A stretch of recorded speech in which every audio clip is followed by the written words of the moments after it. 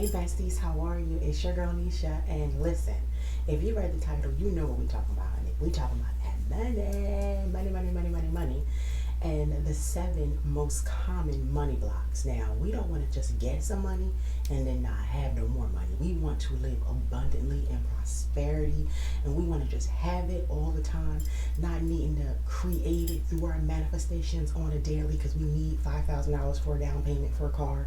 Excuse me, or this happens and we have to manifest it. We want it to just be readily available for us. So just come with a clear, open mind, and as I give you the 7 money blocks, I want you to see which one you identify with. Some of us will identify with more than one of the 7 money blocks. Some of us may have some that's not on this list, but these are just the most common that I feel that I hear a lot of people talk about. I'm sorry, it's early in the morning and anyway. So the number one, well, not the number one, but the first money block is negative money beliefs. We hear these things all the time. People will say things like, money don't grow on trees. Yes, it does. It's actually paper, electric paper. Money is the root of all evil. That one right there really drives me up the wall because it is not the root of all evil. You know, once upon a time, there wasn't money, right? They used to have coins, and before coins, they used to like trade animals for land, and like animals was like the currency. I have never heard anybody say, oh, sheeps are evil, cows are evil, ooh, these chickens, they so evil. No, it is the mindset of people that makes what they do for money evil. But money ain't evil, so we have to get that one out because I know we hear that a lot of times, right? The second one is fear of success and failure, right? So sometimes, and even for me, like I have said that this YouTube channel and this channel, you know, I'm not saying that this channel is about to be my ATM. Well, actually, I am saying this channel about to be my ATM, right? All the YouTubers out here are saying they want to get that shmonies, as my girl Cardi B say, right? We want to get it from YouTube, so why not, okay, right? So, you know, the idea of changing my career, I've been in retail for 100 years. Since 1717, honey. Yes, I look good, right? Be moisturized, right? You know, change is different. Change is scary, right? The idea of maybe failing is like terrifying. So yeah, no, we will prolong our dreams because we are afraid to fail, even though we know that if we pursue our dreams, there's success on the other end, right? So that is creating a lot of resistance for us. So it's just like, you know, leap out and do the thing. Just do it, like Nike said, right? Number 3 is self-worth issues, right? So some of us feel like we're unworthy or like undeserving of the thing, right? Whatever it is that we want. Like, why do I deserve to live abundantly? I just came from this family who is, you know, lower class. I hate to even say that, but you know what I mean. Like, I grew up in this community with these circumstances. Why do I deserve? I'm not special. I'm not like the people on television, right? That is a money block because you are allowing yourself to stay in a specific place because you don't feel like you deserve it, right? And I'm going to tell all my besties out here, you deserve everything you want. If God puts it in your mind to have a thing, then you shall have the thing, right? If you can think it, God wants you to have it. Let me just tell you something. A lot of religious people will put a lot of parameters, and I don't want to generalize, and I'm not coming at anybody, but we will put what we should have, and we would say like, oh, okay, well, God said, you know, this is not my time. I want you to know that if you can think about one, and I'm not talking about evil or negative things, but if you could want, God wants you to have it. If you can think about it, God wants you to have it. God is not somewhere saying, you know what, let me send Niche some lack. Let me bring her down a peg or two.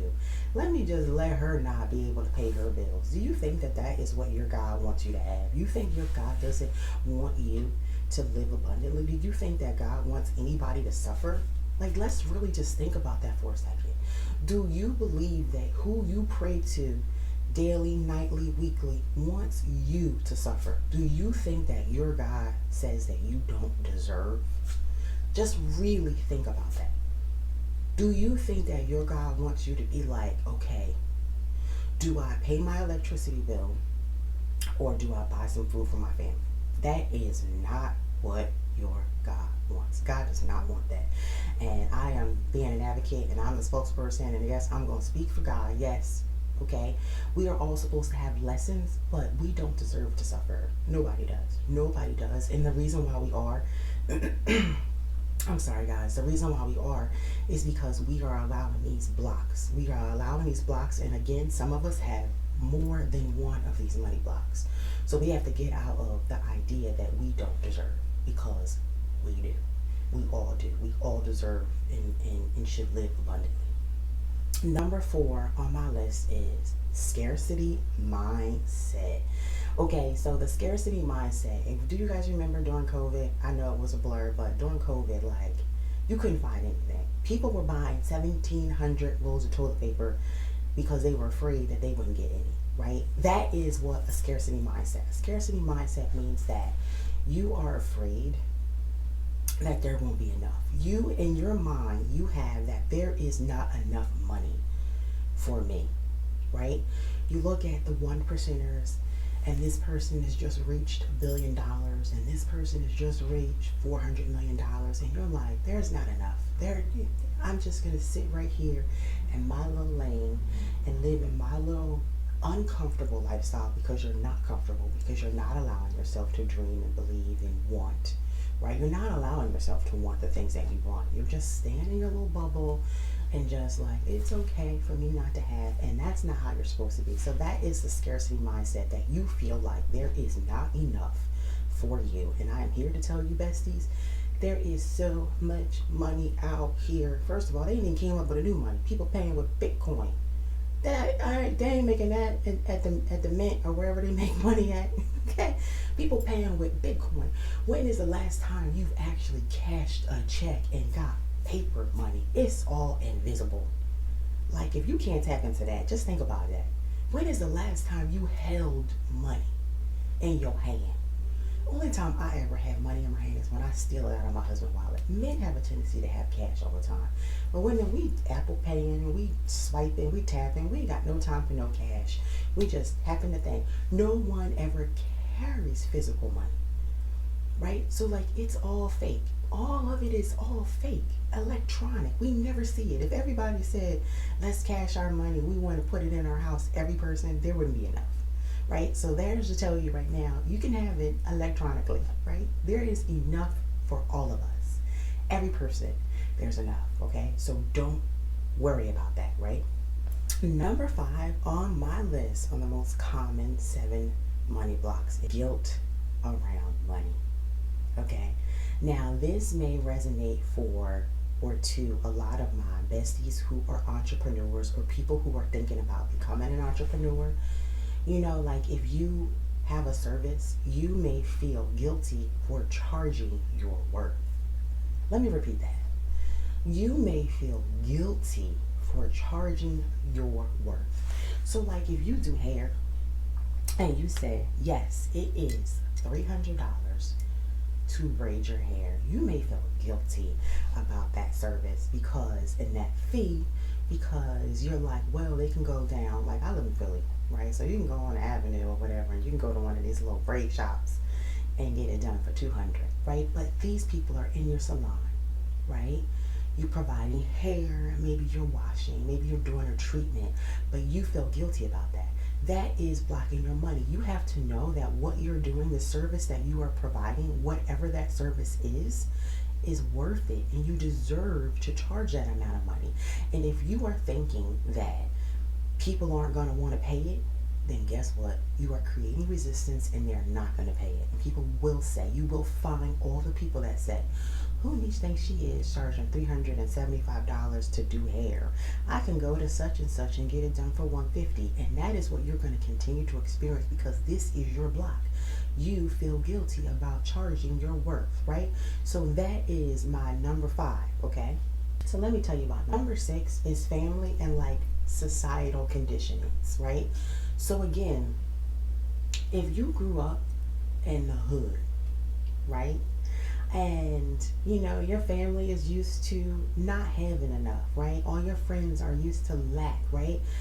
These things can be blocks for you because you have not released this identity, right? You still feel like, well, when I get paid is when I go shopping. Payday, Friday or Thursday or every 2 weeks or whenever it is, right?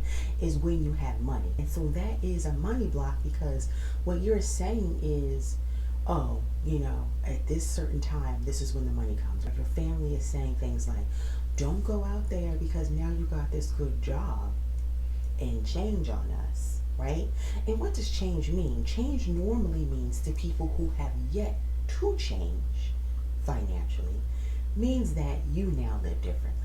So say you decide to buy a home outside of the community that you were raised in.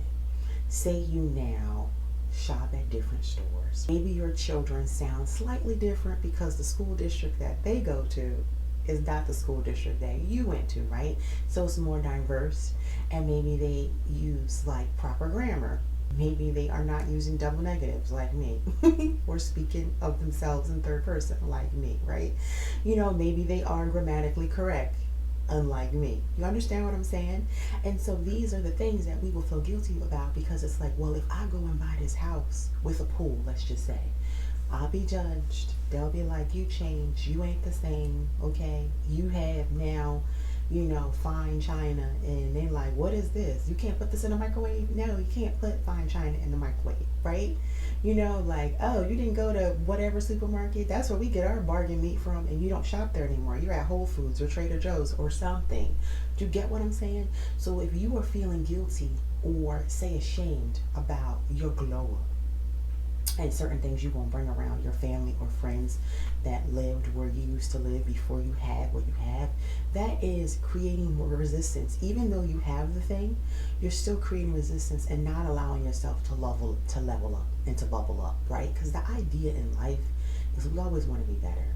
If we can look back and say we are the same place we were last year, then there's no room for growth. And then we're not elevating ourselves and we're not moving forward.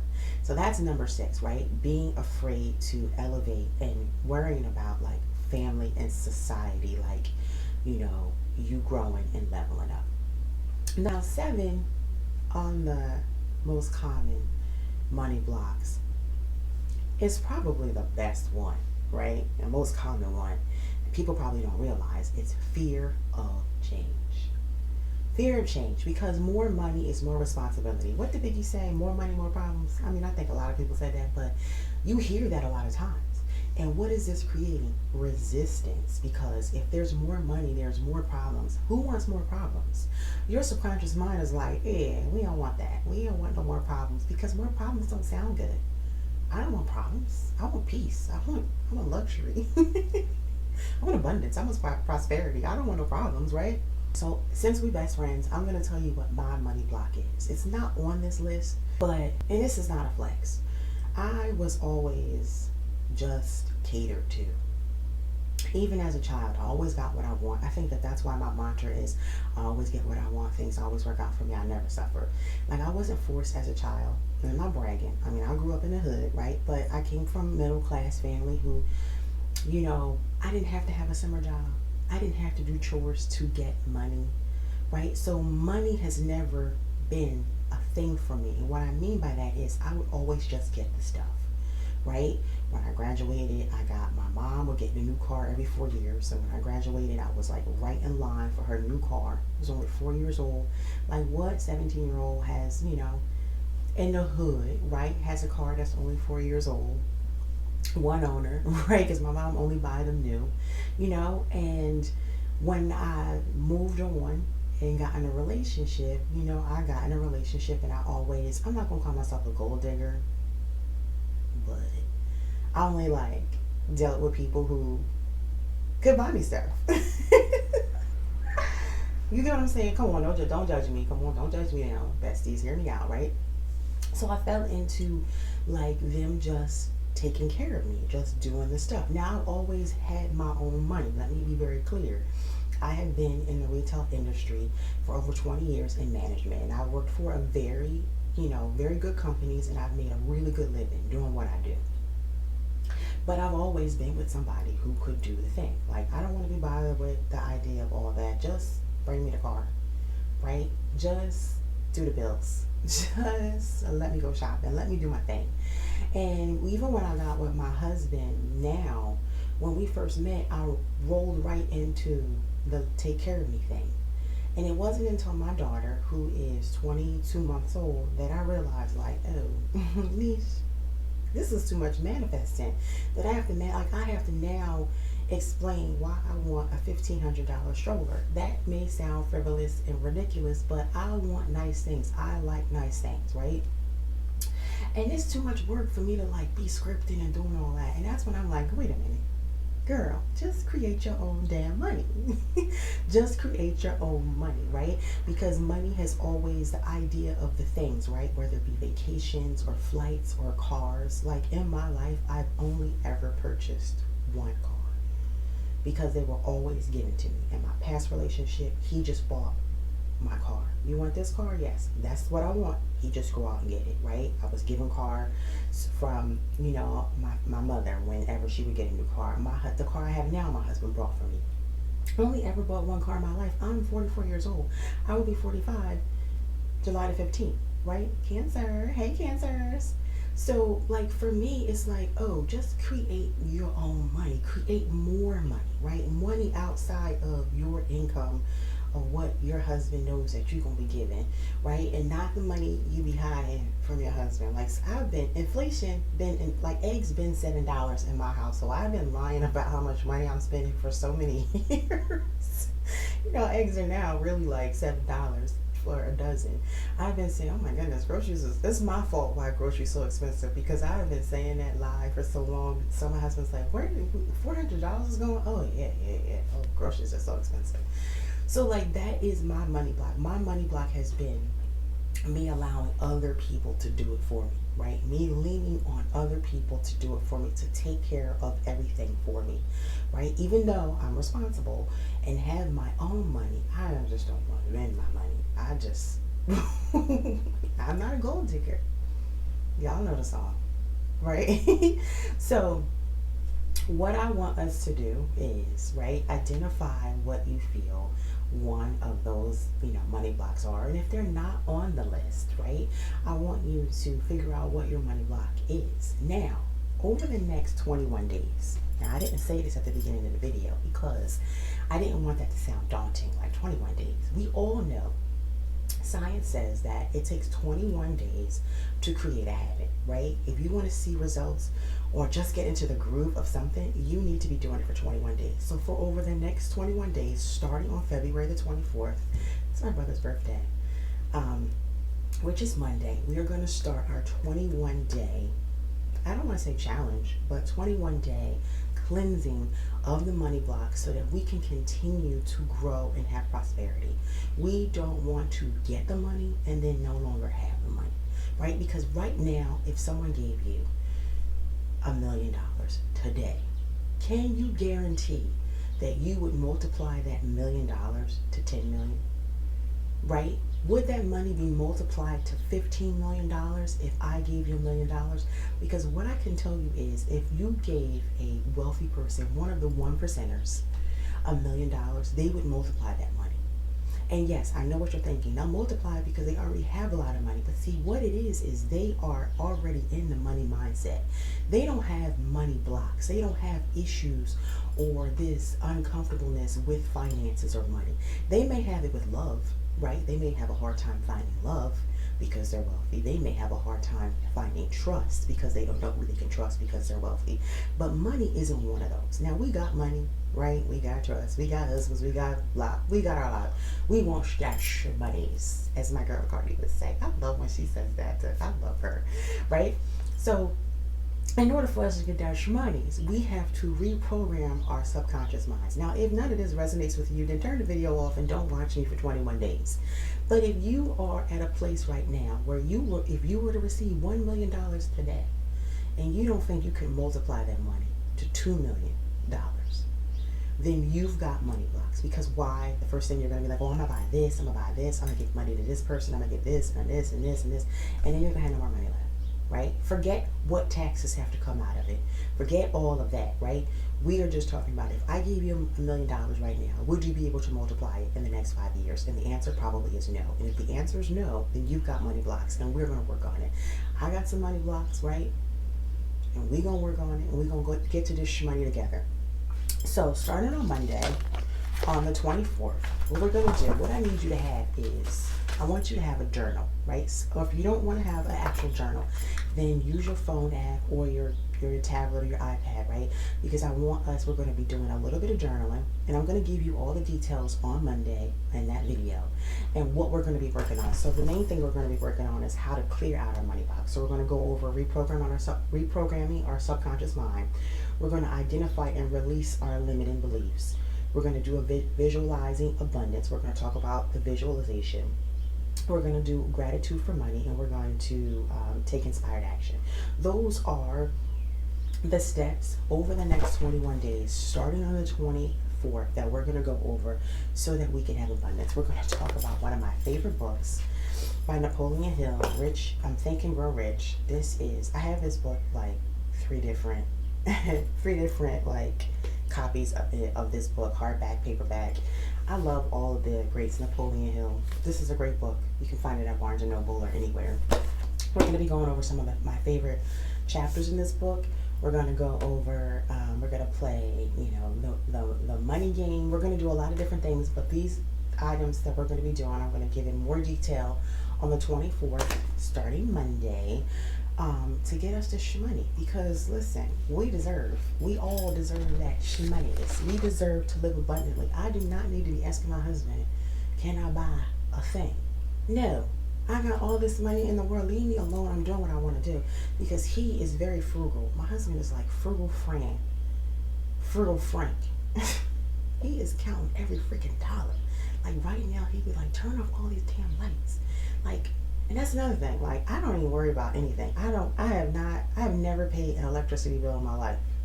Sounds ignorant, right? Like, I contribute to the bills in my household, but I don't want to deal with any of that stuff. That stuff, all bills sound like debt, and debt sounds negative. So my husband just takes care of everything. And that's what I mean by my money block of me leaning on other people to do the things, right? Like, I don't want to, and I have to face that, because if I was Oprah, I'd probably be getting ripped off, because I'm like, oh, just pay it. I don't want to deal with it. Just, right? That's another thing. Oprah says she write her own checks. Ain't nobody in control of her money, and I love that. So this is what we're going to get to, okay? So 21 day, it's not a challenge, but it's a reprogramming of our subconscious mind to get us to that money. Sorry that I'm going on and on and on and on and on and on and on, but y'all know that's what I do. So thank you for watching. If you haven't heard this today, you know what I'm going to say.